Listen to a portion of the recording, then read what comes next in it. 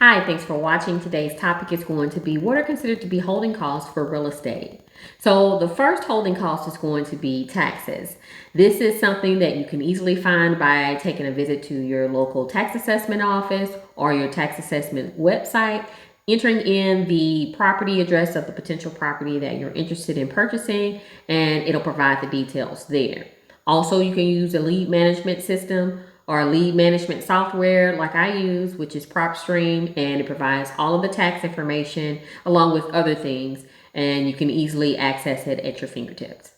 The next type of holding cost is going to be insurance. So you can contact your local insurance department or insurance company to find out an estimation of any potential insurance. That's not only residential or commercial insurance, but you want to also include flood insurance as a possible holding cost if the property is located in a flood zone. The next holding cost is going to be if the property is in an area where there's potential HOA fees, then you want to also include those as a closing cost.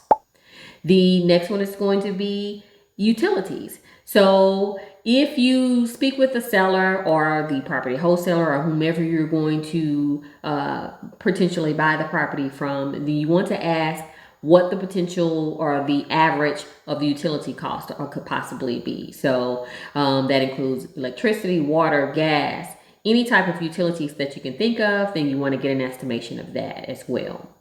Any maintenance and repair costs, you want to also include those as potential holding costs. You can go to Home Depot, for example, or Lowe's and allow them to calculate how much your construction cost is going to be, and you want to include those as a cost as well.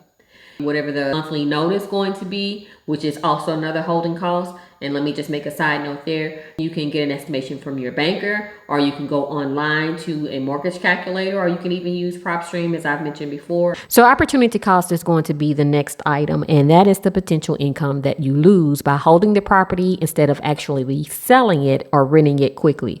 For example, if you are holding the property and you only expected to hold it for 4 months, let's just say, if you actually held it for 6 months and the potential income opportunity was $850 a month, then that's 850 times 6 months that you're actually holding the property. So the quicker you sell that property, the better. Good luck with everything. That's the definition of holding cost. If you have any questions, please feel free to drop them down in the comments. Talk to you soon. Thanks for watching.